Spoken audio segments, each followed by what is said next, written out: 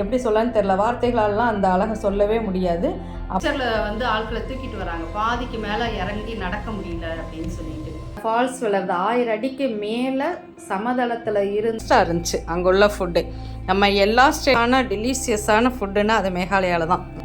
வணக்கம் friends, welcome to my channel. இந்த பதிவில் வடகிழக்கு இந்தியாவிலே ரொம்ப அழகான ஒரு இடம் அப்படின்னா மேகாலயா. கிழக்கு ஸ்காட்லாந்து அப்படிங்குவாங்க. அசாமுக்கும் பங்களாதேஷ்க்கும் நடுவில் ஒரு சின்னதாக ஒரு சப்பையாக இருக்கக்கூடிய ஒரு ஸ்டேட்டு. நம்ம தமிழ்நாட்டை மாதிரி 5ல் 1 பங்கு தான் இருக்கும், குட்டி ஸ்டேட்டு தான், ஆனால் ரொம்ப அழகான ஒரு இடம். இதுக்கு வந்து நம்ம கவுஹாத்தி போயிட்டு கவுஹாத்தியிலேருந்து ஒரு 100 கிலோமீட்டர் டிஸ்டன்ஸில் தான் இருக்கும் இந்த ஷில்லாங் போகிறதுக்கு, மேகாலயாவுடைய கேபிட்டல். அப்புறம் அங்கே உள்ளூரில் நம்ம சுற்றி பார்க்கலாம். மேகாலயாவுக்கு டைரெக்டாக ஃப்ளைட்டு இருக்குது, ஆனால் மோஸ்ட்லி கவுஹாத்தி வந்துட்டு அசாம் சுற்றி பார்த்துட்டு ஷில்லாங் போகிறவங்க இருக்கிறாங்க. நம்மளுக்கு 2 hours வந்து ஆன் ரோடு வழியாக போகிறதுக்கு கவுஹாத்தி டு ஷில்லாங் இருக்கும்.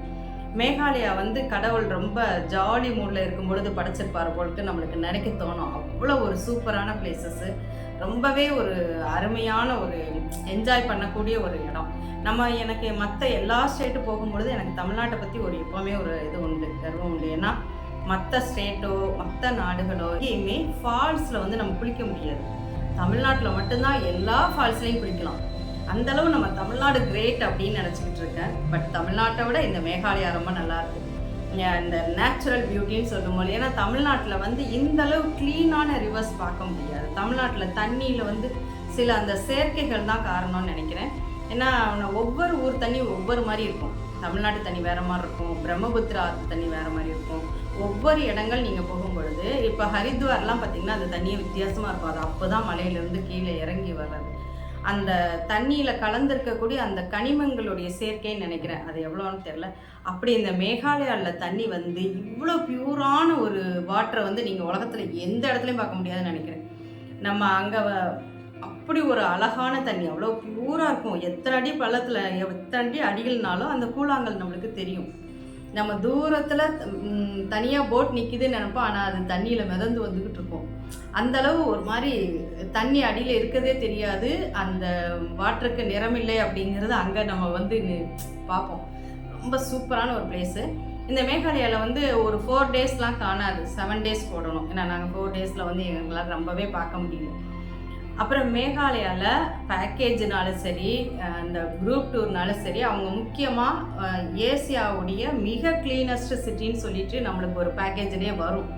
மேகாலயா போனோன்னா அங்கே தான் கூட்டிகிட்டு போவேன்ட்டு காலையில் கொண்டு விட்டுருவாங்க.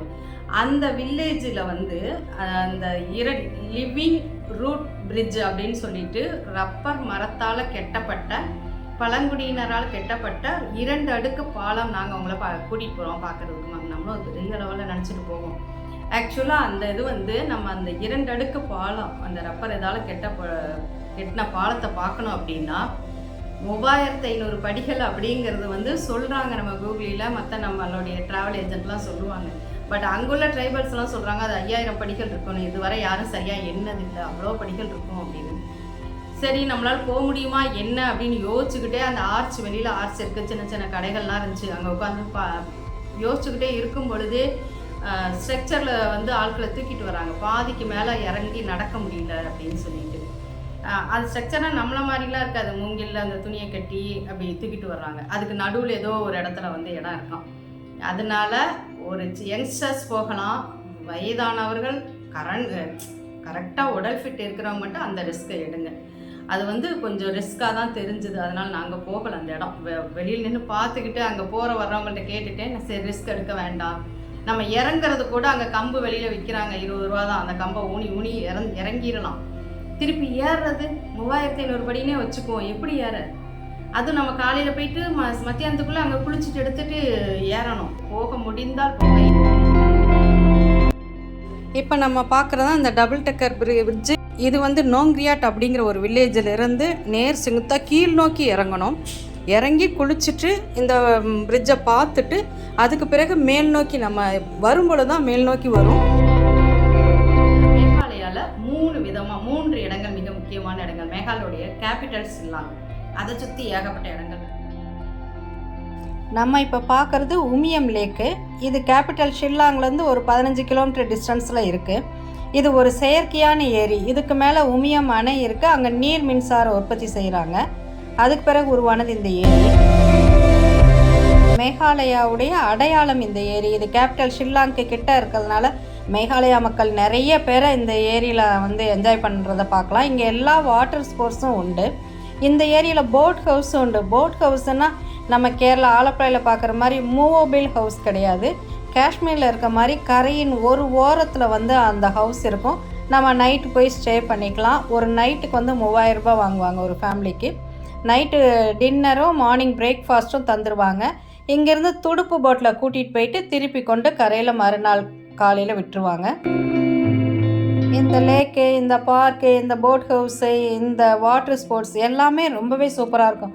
ஹாஃப் அ டேக்கு மேலே இங்கே நம்ம ஸ்பெண்ட் பண்ணுற மாதிரி இருக்கும்.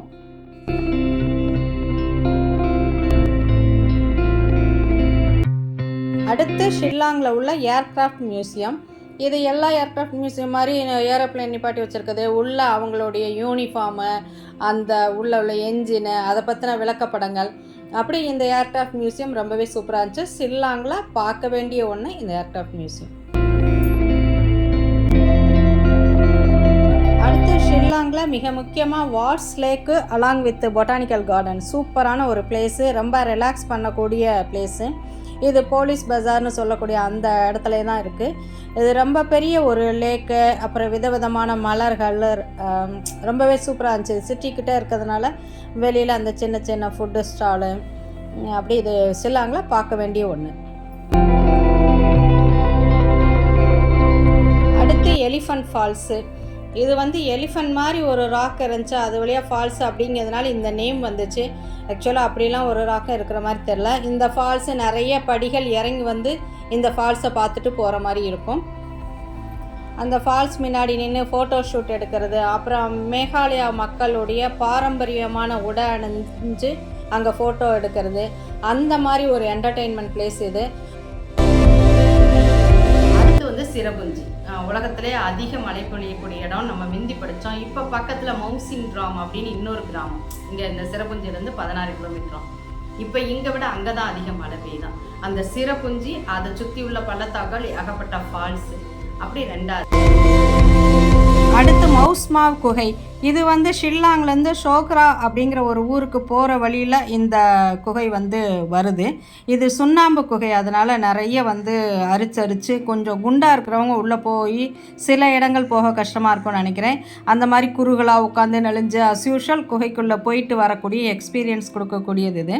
இது ஆனால் ரொம்பவே நல்லா இருந்துச்சு. இந்த அட்மாஸ்பியர் நல்லா இருந்துச்சு. வெளியில் நிறைய கடைகள், அப்புறம் அந்த சுண்ணாம்பு கற்களால் ஆனதுனால அங்கங்கே நிறைய நீர் சொரிஞ்சுக்கிட்டு நம்ம எல்லா இடங்களும் பார்க்குற குகைக்கும் இந்த குகைக்கும் கொஞ்சம் டிஃப்ரென்ஸ். வெளியில் நம்ம குகையை பார்த்துட்டு வெளியில் வரக்கூடிய அந்த பாதை, அந்த சுற்றிலும் தெரியக்கூடிய அந்த பள்ளத்தாக்குகள், இந்த குகை வந்து வித்தியாசமான ஒரு எக்ஸ்பீரியன்ஸ் தான் கொடுத்துச்சு. மேகாலயாவில் இந்த மாதிரி 10க்கு மேற்பட்ட சுண்ணாம்பு கல்லால் உருவான குகைகள் இருக்குதான். இது நம்ம ஒரு பக்கமாக உள்ளே போயிட்டு அப்படியே நம்ம சுற்றிட்டு இன்னொரு பக்கமாக வெளியில் வர்ற மாதிரி ஒரு ரவுண்டு ஷேப்பில் இந்த குகை இருக்குது.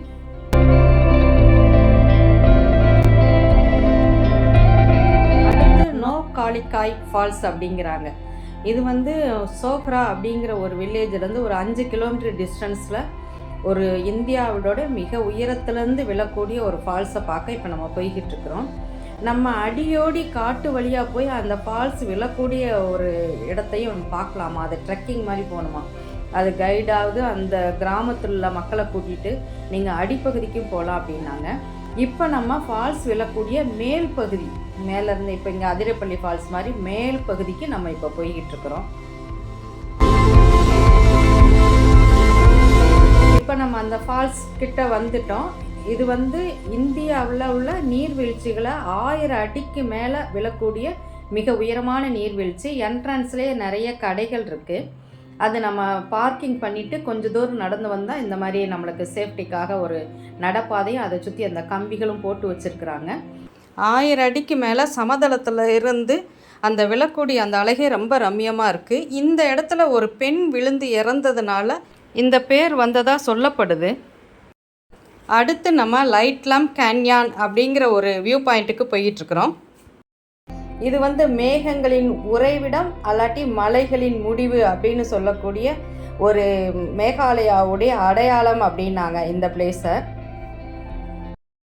கேபிட்டல் ஷில்லாங்லேருந்து அப்ராக்சிமேட்டாக 24 கிலோமீட்டர் டிஸ்டன்ஸில் இந்த வியூ பாயிண்ட் இருக்குது. இப்போ நம்ம போயிட்டுருக்கிறது மேகாலயாவில் காசி ஹில்ஸ் மலைகளுக்கு மேலே.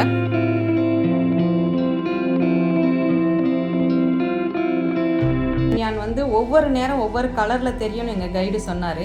காலையில் நேரம் க்ரீனிஷாகவும் சாயந்தர நேரம் ஒரு பழுப்பு கலர்லேயும் தெரியும். அந்த கலர் டிஃப்ரென்ஸே பார்க்க ரொம்ப ரம்மியமாக இருக்கும்னாங்க. இப்போ நம்ம அந்த வியூ பாயிண்ட் பார்க்க வந்துட்டோம். ஒரு பக்கம் ஒரு பெரிய பள்ளத்தாக்கு, இன்னொரு பக்கம் சில்ட்ரன்ஸ்லாம் விளையாடுற மாதிரி ஒரு பரந்த ஒரு பீடபூமி. ஒரு மாதிரி வித்தியாசமாக இருந்துச்சு. என்ட்ரன்ஸ்லேருந்து ஒரு மிக நீண்ட நடைப்பயணத்துக்கு பிறகு தான் நம்ம அந்த வியூ பாயிண்ட்டு எல்லாம் பார்க்குற மாதிரி இருக்குது. அண்ணா செம்ம பிளேஸ் இது. ஷில்லாங்லேருந்து ஒரு 80 கிலோமீட்டர் தள்ளி டவுக்கி அப்படின்னு சொல்லிட்டு அது சொல்லவே முடியாது, அவ்வளோ ஒரு சூப்பராக இருக்குது. அங்கேருந்து 1.5 கிலோமீட்டர் தான் பங்களாதேஷ்னாங்க. அந்த ரிவர், அந்த போட்டிங் எல்லாமே கட்டாயமாக போய் பார்க்கணும். இப்போ நம்ம டவுக்கிக்கு வந்திருக்கிறோம். இது வந்து ஜெயின்டியா ஹில்ஸு. நம்ம இதுக்கு முன்னாடி பார்த்தது காசி ஹில்ஸு, இது வந்து ஜெயின்டியா ஹில்ஸு. அதில் இருக்கக்கூடிய ஒரு சின்ன நகரம் தான் இந்த டவுக்கி. இதில் ஓடக்கூடிய இந்த கிளியரஸ்ட் வாட்டர் உம்கோட் ரிவர், இதுதான் வந்து வேர்ல்ட்லேயே கிளியரஸ்ட்டாக இல்லை இந்தியாவில் கிளியரஸ்ட்டான்னு தெரியல. நம்ம இது பார்க்கும்பொழுது ஒரு பயமும் வரும், இவ்வளோ க்ளீனாக இவ்வளோ அழகாக இருக்கே, இது வந்து நிறைய டூரிஸ்ட் வந்து இதை அசுத்தப்படுத்திடக்கூடாது அப்படிங்கிற மாதிரியும் பயம் வரக்கூடிய ஒரு இடம். அவ்வளோ க்ளீனாக அவ்வளோ அழகாக சூப்பராக மலைகள் சூழ ஒரு எப்படி சொல்லன்னு தெரில, வார்த்தைகளெல்லாம் அந்த அழகை சொல்லவே முடியாது. அப்படி ஒரு சூப்பர் ரிவர். அந்த போட்டிங் எல்லாமே வந்து மேகாலயாவில் ரொம்ப சூப்பரான ஒரு அட்ராக்ஷன் இந்த டவுக்கி ரிவர், இந்த உம்கோட் ரிவர். இங்கே ஆற்றுக்கு மேலே பங்களாதேஷ் போகக்கூடிய ஒரு பிரிட்ஜ் இருக்குது. 1932 அந்த பிரிட்ஜு கட்டப்பட்டிருக்கு. இந்த ஆறே இந்தியாவுக்கும் பங்களாதேஷ்க்கும் ஒரு சொல்லப்படாத எல்லைக்கூடா தான் இருக்குது. கீழே மீன்கள் நீந்துறது நம்ம மேலே போட்டில் இருந்தே அழகாக பார்க்கலாம். அவ்வளோ ஒரு சூப்பரான பிளேஸு. இந்தியாவிலே ரொம்ப அழகான சுத்தமான இடம்தான் இந்த ரிவர். இது போக ஏகப்பட்ட ஃபால்ஸு, 7 சிஸ்டர்ஸ் ஃபால்ஸ் இப்போ நம்ம பார்க்குறது. நிறைய ஃபால்ஸ் பேர்லாம் நம்மளுக்கு வாயிலே நுழையாது, அந்தளவு ஃபால்ஸு. நம்ம போகிற இடமெல்லாம் நீர்நிலைகள் ரொம்ப சூப்பராக இருந்துச்சு மேகாலயா. மேகாலயை பொறுத்தவரை ஃபுட்டு பிரச்சனையே இல்லை, நல்ல டேஸ்டியாக டெலிஷியஸான ஃபுட்டு. கொஞ்சம் நாமினல் ரேட்டுன்னு சொல்ல முடியாது, ரொம்ப காஸ்ட்லின்னு சொல்ல முடியாது, ஓரளவு ரேட்டாக இருக்குது. பட் ரொம்ப டேஸ்ட்டாக இருந்துச்சு அங்கே உள்ள ஃபுட்டு. நம்ம எல்லா ஸ்டேட் மக்களுக்கும் ஒத்து போகிற மாதிரி ரைஸ் நல்லாவே கிடைக்கிது. மற்றபடி ரொம்ப டேஸ்டியான டெலிஷியஸான ஃபுட்டுன்னா அது மேகாலயாவில் தான். நம்ம பெரிய பெரிய ஆட்கள்லாம் ஊட்டி கொடைக்கானலில் ரெசார்ட் வச்சுருக்கிற மாதிரி அங்கே டெல்லியில் உள்ளவங்களாம் இந்த ஷில்லாங்கில் வந்து ரெசார்ட் வச்சுருப்பாங்க அப்படின்னு சொல்லிட்டு அங்கே உள்ளவங்க, அங்கே அந்த டிரைவர் எல்லோரும் சொன்னாங்க. அது நிச்சயமாக அந்த கிளைமேட்டு, அந்த ஃபுட்டு, அந்த அட்மாஸ்ஃபியர் நம்மளுக்கே அங்கே இருக்கணும் போல் தோணக்கூடிய ஒரு இடம் மேகாலயா. வீடியோ பிடிச்சிருக்குன்னு நினைக்கிறேன். பிடிச்சிருந்தால் லைக் பண்ணுங்கள், ஷேர் பண்ணுங்கள், சப்ஸ்கிரைப் பண்ணுங்கள். அடுத்த வீடியோவில் சந்திப்போம். Thank you friends.